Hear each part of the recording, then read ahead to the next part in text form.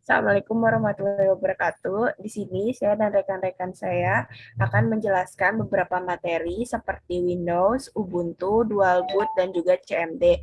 Yang pertama ada rekan saya yaitu Lukman, ada Rohit, dan juga saya sendiri Yuradita. Materi pertama akan disampaikan oleh rekan saya Lukman. Kepada Lukman, boleh dijelasin materinya? Ya udah gitu. Baik, langsung saja saya tampilkan videonya. Jadi seperti ini. Pertama buka dulu virtual box, kemudian pilih menu baru. Kita pakai nama Windows 64 bit ya. Ini default aja ya, nggak usah diubah-ubah. Bisa diubah juga, tapi lebih baik di default aja. Karena ini sebuah tutorial. Nah, tipenya juga kita perhatikan apakah Windows atau bukan. Terus versinya juga. Nah, di sini kan ada banyak versi. Karena kita akan menginstal Windows 7 64 bit, maka pilih Windows 7 64 bit. Kemudian lanjut. Terus ukuran memorinya ini 2 GB aja ya, atau 2048 MB. Nah, ini ukuran memori bukan ukuran memori hard disk ya, tapi RAM. Kemudian lanjut. Karena kita akan membuat Windows baru, maka kita buat hard disk virtual sekarang. Terus yang tipe bekas hard disknya yaitu virtual box disk ini aja. Nah, ini default aja. Kemudian ini ukuran hard disknya 32 GB aja, nggak usah diubah. Tergantung kalau misalnya memori kalian kecil, bisa diubah ya. Nah, udah berhasil, kemudian pergi ke pengaturan, ke penyimpanan, dan ini kosong kan. Ini disebut disknya, kita butuh ISO untuk menjalankan instalasi Windows. Pilih ini untuk mencari disknya. Tidak ada, maka kita tambah. Kemudian kita cari di tempat yang kita simpan.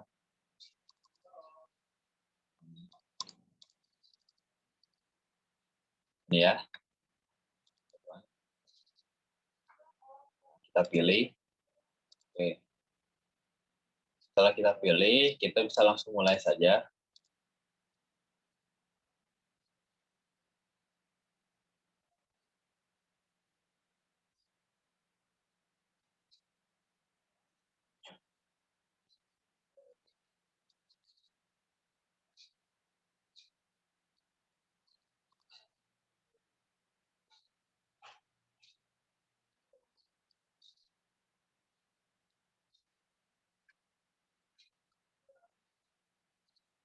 Berhasil ya.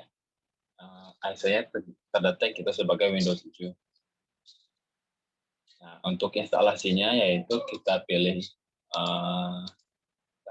command. Nah, kita pilih Indonesia saja, karena kita dari negara Indonesia ya. Kemudian saja, lalu install now.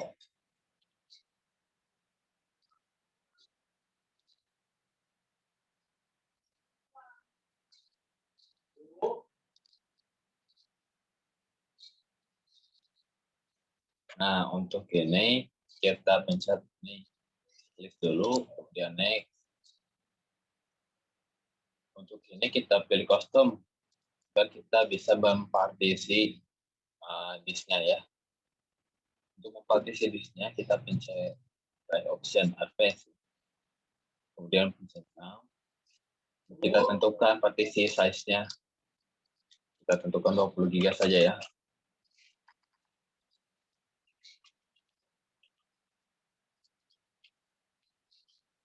Ribu.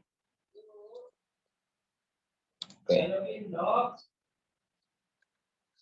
Kita pilih ini ya.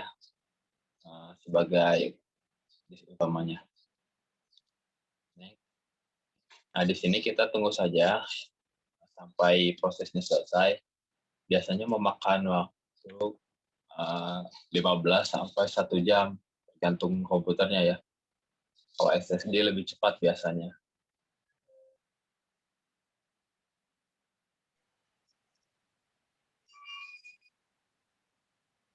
Nah, udah ya, tinggal kita tunggu saja.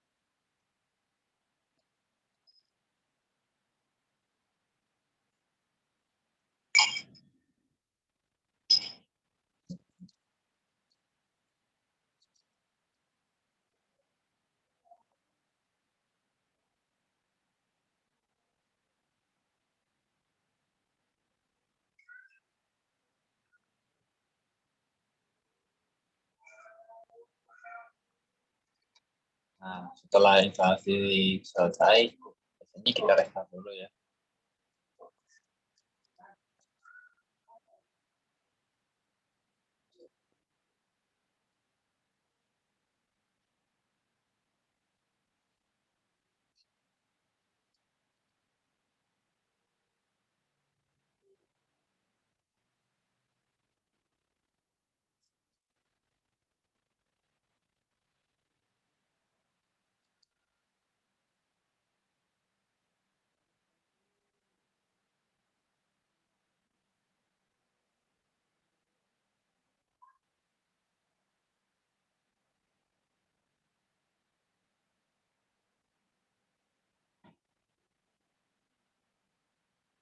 Nah, kalau tampilannya begini berarti sudah selesai ya. Instalasi telah selesai. Maka kita menginputkan username Windows ini. Kita install aja ya. Password bisa dikosongkan. Nah, untuk lisensi jika tidak ada, skip saja. Nah, untuk ini kita pilih accelerator ya. Terus sesuaikan time zone kalian dan tanggal kalian, waktu kalian juga. Nah, ini untuk jaringan ya. Kita pilih public network saja.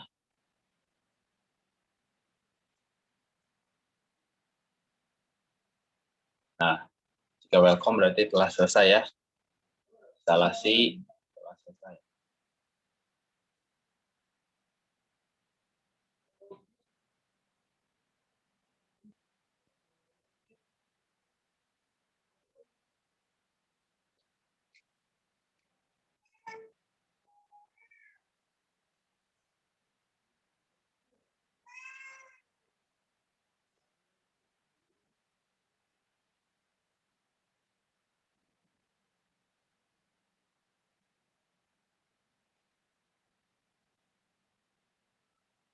Nah, beginilah.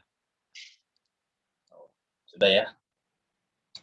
Nah, untuk menggunakan aplikasi-aplikasi ini, kita harus menginstalnya juga.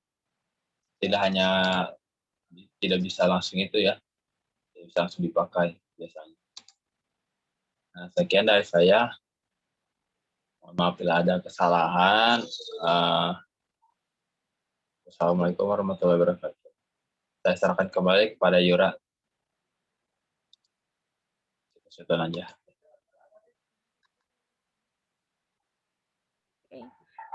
Makasih Lukman atas penjelasannya. Semoga bermanfaat buat teman-teman semua. Terus selanjutnya yaitu penjelasan materi penginstalan Ubuntu yang akan dijelaskan oleh saya sendiri. Dan berikut adalah penjelasan dari videonya. Oke, jadi di sini kita bakalan tutorial buat cara install Ubuntu di VirtualBox. Yang pertama itu pasti kita harus buka dulu VirtualBox-nya. Udah gitu kita klik baru. Nah, kita tulis nih namanya mau apa. Nah, di sini saya kliknya Ubuntu VB aja lah ya. Terus tipenya itu Linux dan versinya itu Ubuntu 64 bit. Nah, ini tuh menyesuaikan sama support dari laptopnya itu berapa gitu. Kalau misalkan supportnya 32 bit ya pakai 32 bit, tapi kalau misalkan 64 ya pakainya 64 ya.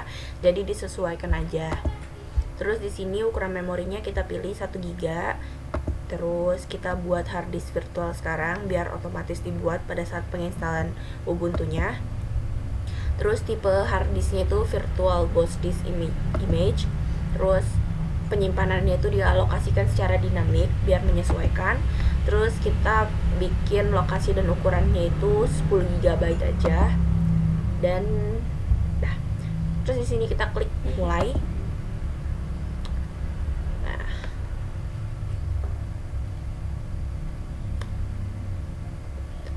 mulai.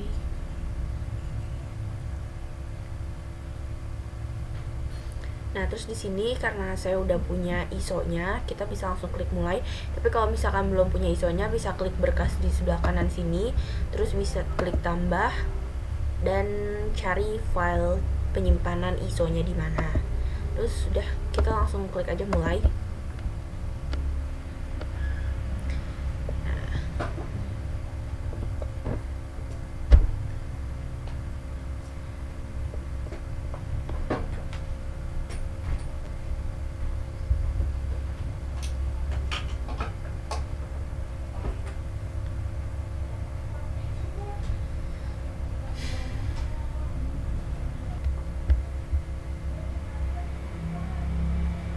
Nah, ini tunggu aja sampai berjalan, sampai nampil kayak gini nih, Ubuntu gitu, warna ungu.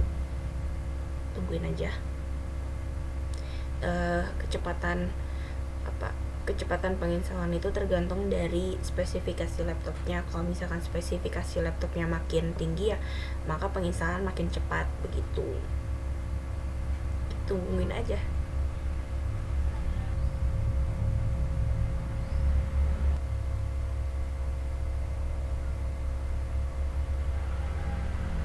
Nah, kalau udah tampil kayak gini, pokoknya tungguin aja.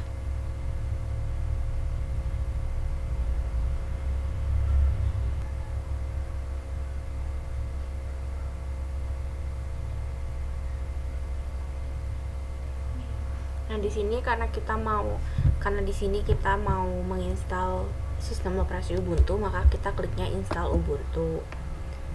Nah,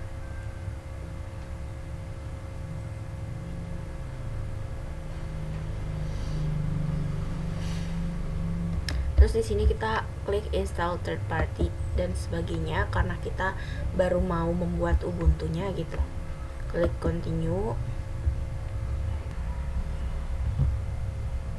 Nah, terus di sini untuk instalasi type-nya kita bisa klik yang something else biar kita itu bisa milih ngatur-ngatur partisinya itu mau segimana. Terus kita klik continue. Nah, di sini kita bakalan kita di sini bakalan bikin partisinya gitu. Jadi si partisinya ini tuh kalau misalkan di komputer itu kayak penyimpanan C gitu. Kita klik new partisi table, kita klik continue. Nah, terus ini kan kita udah tadi kita bikin space-nya itu 10 GB gitu. Nah, kita di sini klik tambah. Nah, di sini kita pakainya 6 GB dulu buat partisi primary. Terus di sininya beginning of the space. Terus mount ini aja yang kayak gini. Oke.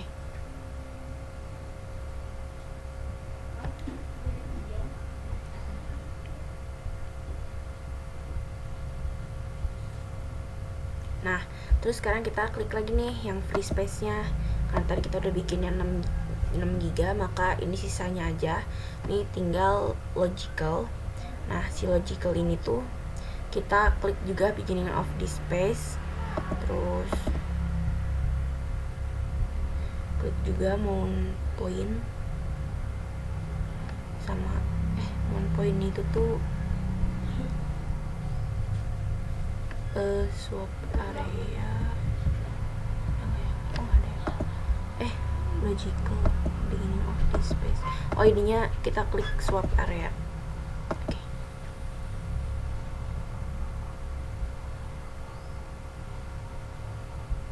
Nah, terus kita klik install now. Jadi si partisinya tuh udah kebagi-bagi. Nah, partisi yang awal itu yang primary itu 6 GB, terus yang logicalnya itu tuh sisanya gitu 4 GB. Kita klik continue aja.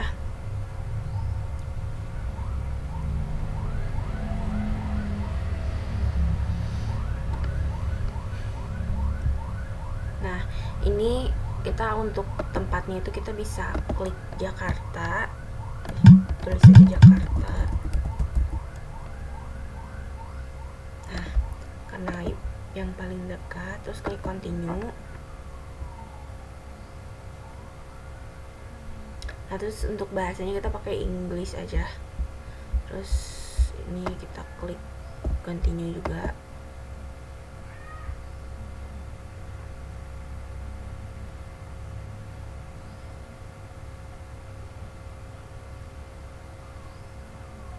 Nah, di sini kita bisa mengisi biodata. Di sini kita kasih namanya, kan namanya Yura. Nah, ntar otomatis ininya bakalan tertulis Yura VirtualBox. Username Yura, terus passwordnya kita isi aja Yura juga. Oh, nggak bisa, terlalu pendek katanya. Berarti Yura Ditha. Ini juga Yura Ditha. Dah. Terus di sini kita login auto aja. Terus kita klik continue.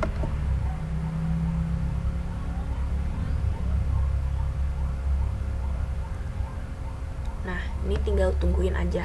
Pokoknya sampai beres, ditungguin aja.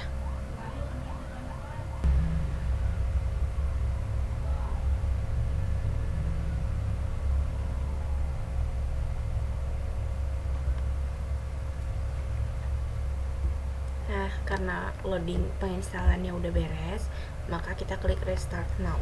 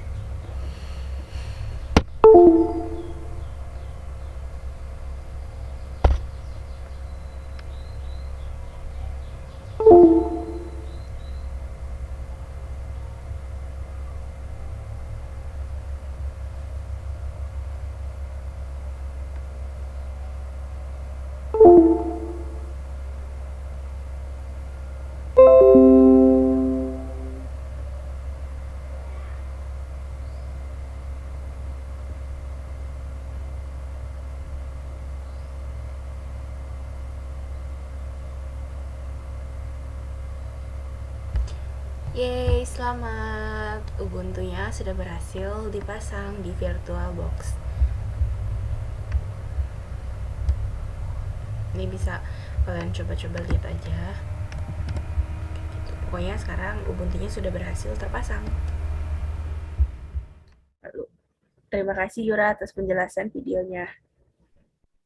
Lalu selanjutnya ada penjelasan materi penginstalan dual boot yang akan dijelaskan oleh rekan saya Rohit.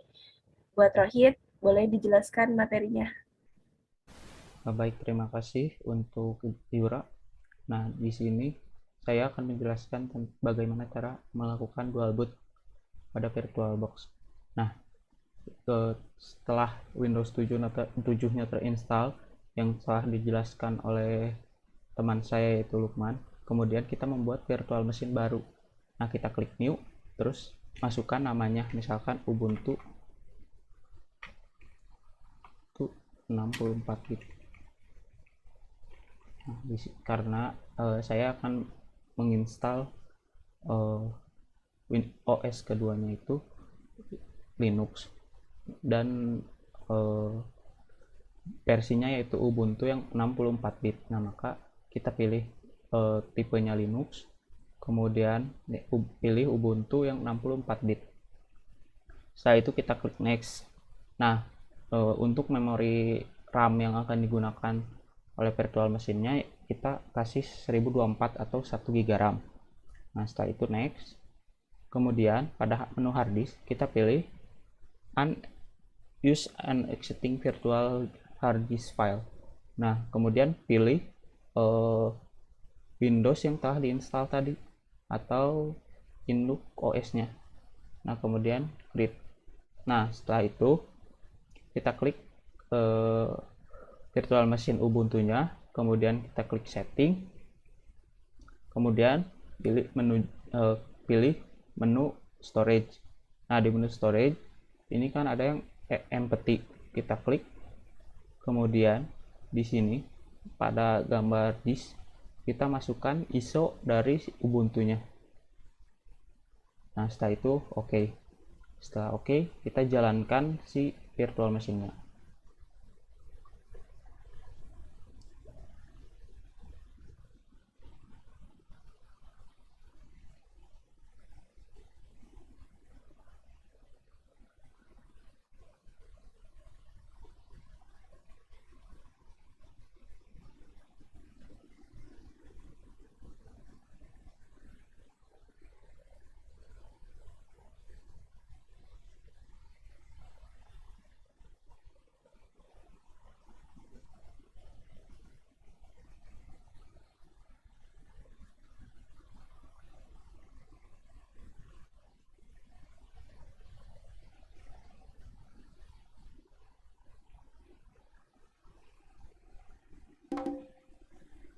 Nah, setelah masuk ke halaman penginstalan, kita ini bahasanya kita pilih, kemudian kita pilih install Ubuntu. Nah, pada menu ini kita tidak memilih apapun. Nah, kita klik aja continue.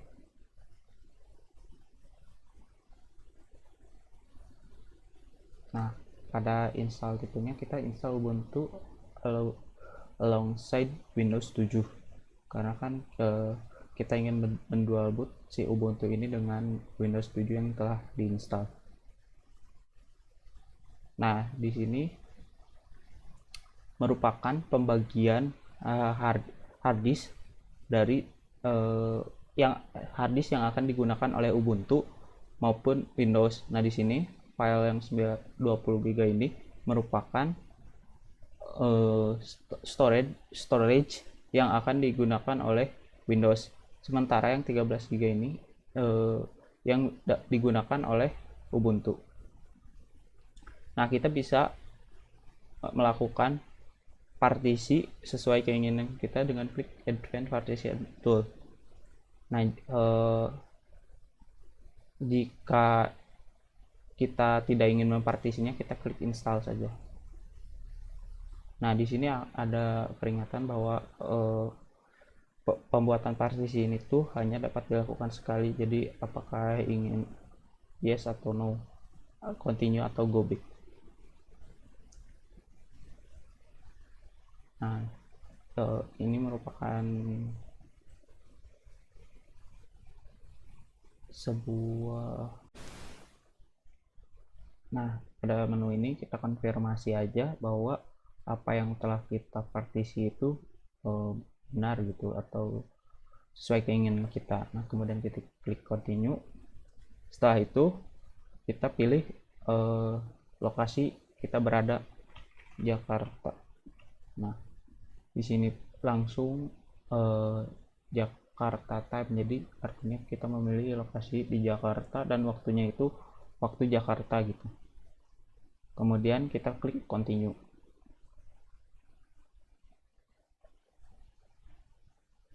Nah, di sini pilih keyboardnya. Jika kita ingin langsung saja kita klik continue. Nah, di sini kita memasukkan nama sama nama komputernya. Misalkan di sini user. Nah, jadi username ini tuh yang digunakan sebagai user, kemudian yang name ini sebagai namanya, kemudian nama komputernya apa, kemudian passwordnya ini harus diisi karena password ini digunakan untuk user root nantinya. Jadi nanti ketika kita ingin memasukkan pindah menjadi user root, kita harus memasukkan passwordnya. Dan ingat, password ini jangan sampai lupa.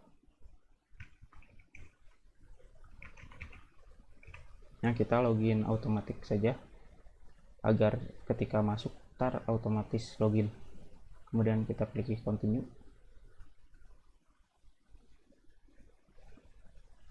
Nah, pada menu ini kita tunggu sampai penginstalan selesai.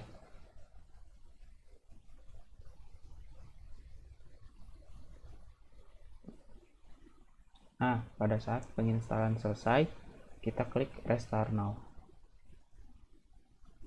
Maka sistem akan melakukan restart. Nah, pada tampilan ini kita klik enter.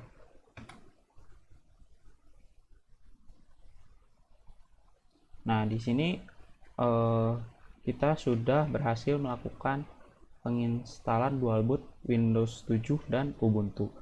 Nah, pada menu awalnya kita dapat memilih mau kita masuk ke Ubuntu atau ke Windows. Jadi setelah disediakan GUI berupa pilihan menunya. Nah, di sini kita masuk ke Ubuntu dulu.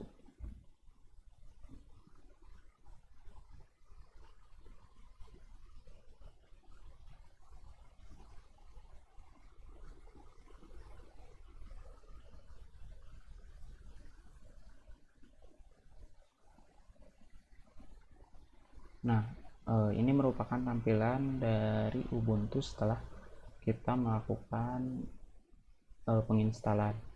Nah, kemudian kita ingin pindah ke Windows, kita shutdown dulu. Bisa di restart atau shutdown. Kita coba restart. Nah, pada menu kita pilih yang Windows 7. Nah, maka akan masuk ke operating system Windows 7.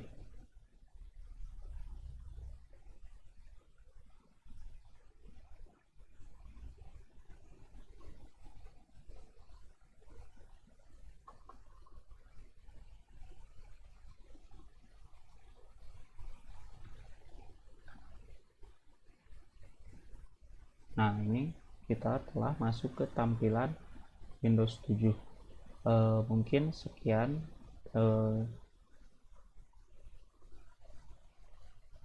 materi yang dapat saya sampaikan. Mohon maaf apabila banyak kesalahan. Saya kembalikan ke Yura.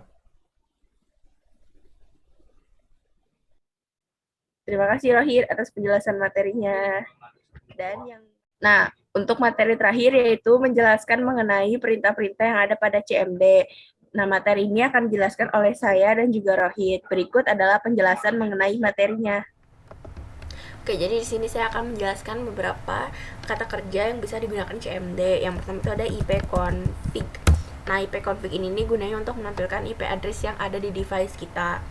Terus ada yang namanya help. Nah, help ini nih kayak bisa dibilang buku panduan dari CMD. Jadi kita bisa tahu nih perintah-perintah apa aja sih yang bisa digunakan di CMD itu. Kan kayak ada print, prompt, terus rename, replace, rmdir, itu kan sering-sering didengar gitu. Terus ada yang namanya hostname. Nah, hostname ini nih gunanya untuk kita mengetahui nama host dari device kita itu apa. Nah, ternyata device saya itu namanya desktop TP25SGJH. Terus ada yang namanya title. Nah, si title ini nih gunanya untuk mengubah yang ini nih. Nah, karena kita sekarang lagi ini CMD, maka kita terus saja misalkan title buku panduan CMD. Nah, gantikan di atas sini jadi buku panduan CMD. Nah, terus kalau misalkan kita bosen nih warna CMD-nya cuman hitam putih gitu, nah kita bisa ganti. Tapi saya nggak tahu nih warnanya apa aja gitu. Udah, kita klik ini aja. Nah, nanti bakal ditampilin di sininya keterangan warnanya apa gitu. Nah, misalkan kita ganti nih, misalkan color apa ya? Kan di sini sesuai di sini color FC gitu. Nah, ntar bakal ditampilnya kayak gini. Nah, kayak gitu. Nah, terus ada yang namanya task list. Nah, task list ini nih untuk mengetahui apa-apa saja sih yang sedang berjalan di device kita gitu. Jadi task apa saja yang sedang berjalan di device kita gitu. Ternyata ada banyak kan yang sedang berjalan di device kita.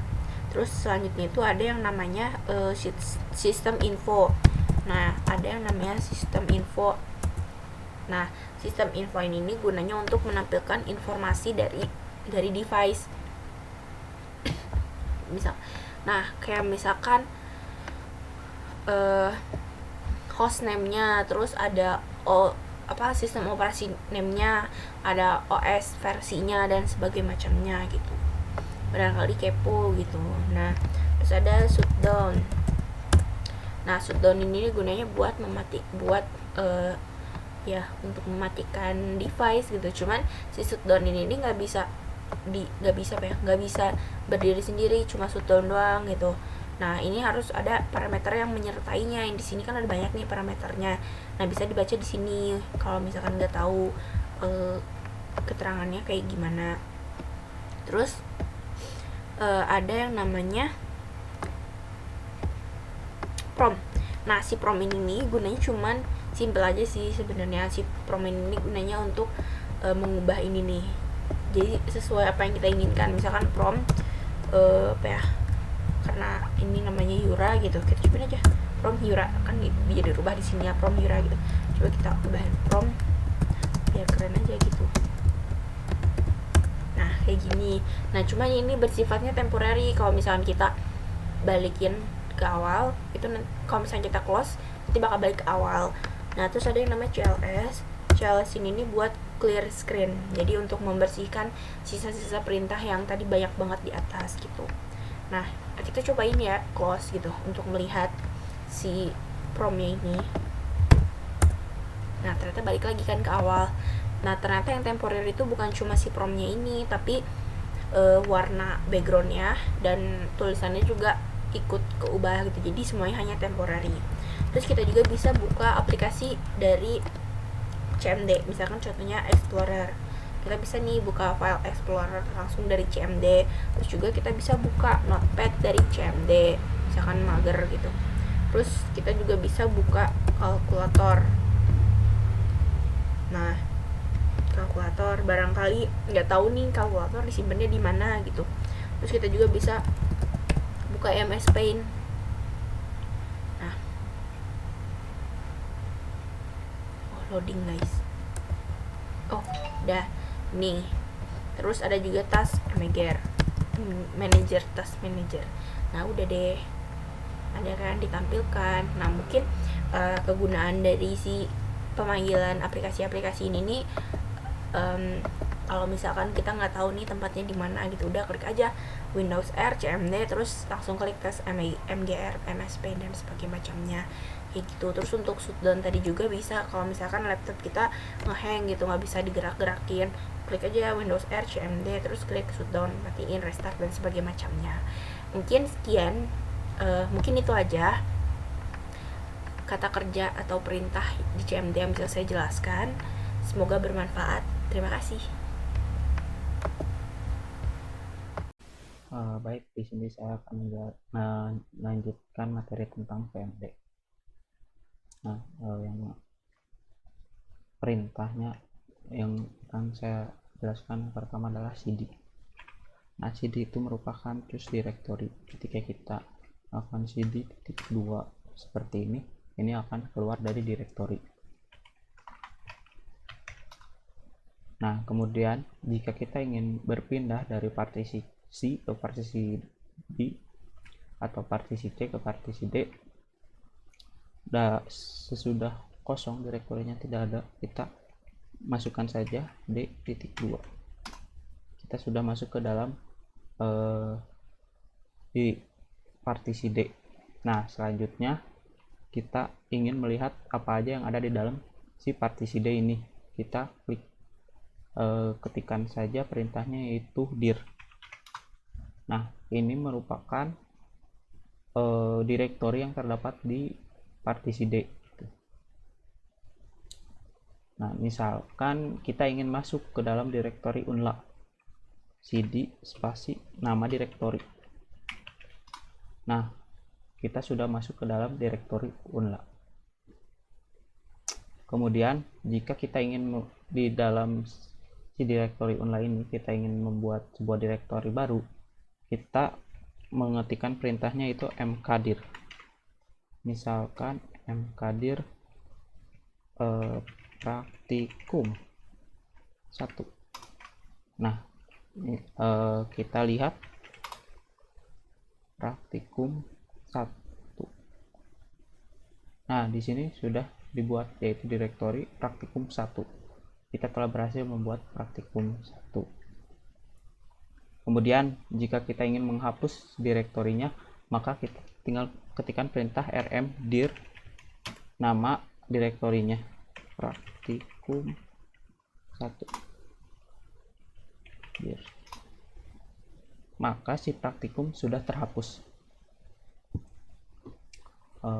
Yang selanjutnya ada perintah ping. Misalkan google.com. Nah, perintah ping ini digunakan untuk mengecek konektivitas TCP/IP yang berada di komputer kita. Nah, di sini kita melakukan pengetesan ping kepada server Google. Nah, di sini jika TTL at times itu waktu yang dibutuhkan untuk melakukan pengiriman data, yaitu 28 milisecond. Nah, jika kita tidak terhubung ke server Google, maka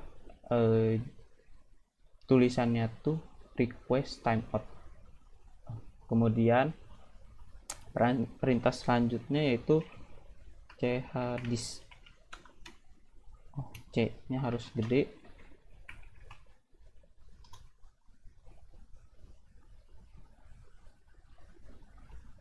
Mohon maaf. Kemudian perintah yang selanjutnya ada chdisk. Nah, chdisk ini digunakan untuk mengecek kondisi dari disk memori kita. Nah, untuk mengeceknya itu kita harus dilakukan di administrator command prompt. Nah, bedanya apa sih? Nah, ini tuh command prompt biasa, ini tuh administrator command prompt. Nah, cara masuknya itu kita klik cmd pada menu search, kemudian klik kanan run as administrator, maka kita akan masuk ke dalam tampilan administrator ini, administrator cmd ini. Nah, kemudian kita ketikkan chdisk.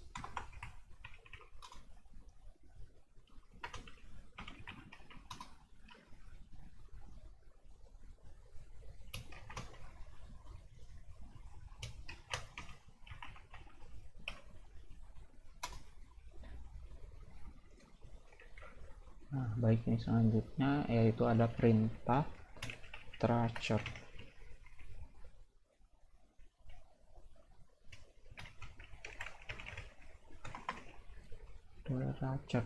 Nah, di perintah tracer ini digunakan untuk mengukur kecepatan dan rute mana saja yang diambil oleh data ketika dikirim ke server. Nah, yang selanjutnya ada netstat. Nah, netstat ini digunakan untuk menampilkan statik koneksi jaringan seperti jaringan TCP/IP. Kemudian untuk menghentikannya kita ketik Ctrl C. Nah, kemudian sistem info. Nah, sistem info ini digunakan untuk mengecek komputer kita atau spesifikasi yang terdapat pada komputer kita. Nah, di sini komputer yang saya gunakan menggunakan prosesor Intel, kemudian desktop PC Intel, Ethernet, network yang digunakan Intel Ethernet, kemudian ada network juga virtual dan lain-lain. Kemudian perintah selanjutnya yaitu task list. Task list digunakan untuk melihat program apa saja yang sedang dikerjakan oleh komputer kita. Nah, ini program yang sedang dijalankan oleh saya. Kalkulator, kemudian Chrome dan sebagainya.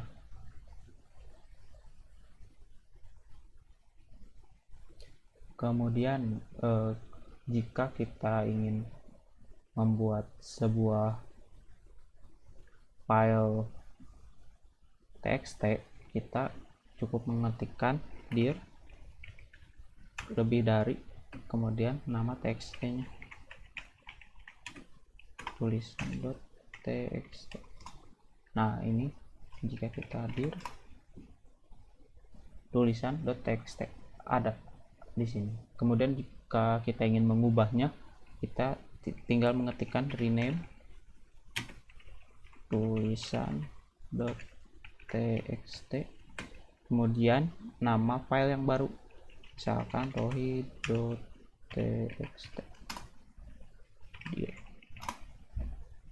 Nah, di sini berubah menjadi rohid.txt. Kemudian untuk menghapus file txt tadi, kita menggunakan perintah erase. Kemudian nama teksnya, nama filenya. Nah, maka rohid sudah terhapus, tidak ada di sini. Kemudian perintah untuk mengosongkan baris, ini kan barisnya banyak, kita ketikkan perintah cls, maka akan menjadi kosong.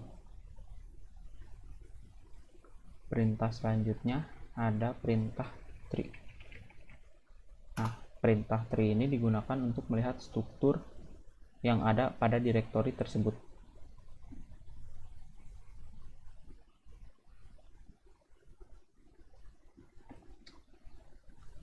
Perintah selanjutnya yaitu jika kita ingin melihat dan mengkonfigurasi disk yang kita miliki, kita tinggal mengetikkan disk part. Nah, kita akan muncul tampilan atau CMD baru yang menampilkan disk part kita atau partisi pada disk kita. Untuk melihat partisinya, kita tinggal tuliskan disk, maka disk yang kita gunakan atau yang kita miliki akan tampil. Nah, di sini ada dua disk, yaitu disk yang pertama 465 GB dan yang kedua 119 GB bertipe GPT. Nah, ini merupakan disk yang saya miliki. Baik, selanjutnya perintah yang ada di CMD yang akan saya jelaskan, yaitu perintah untuk mengganti tanggal dan waktu. Di sini kita menggunakan administrator command prompt.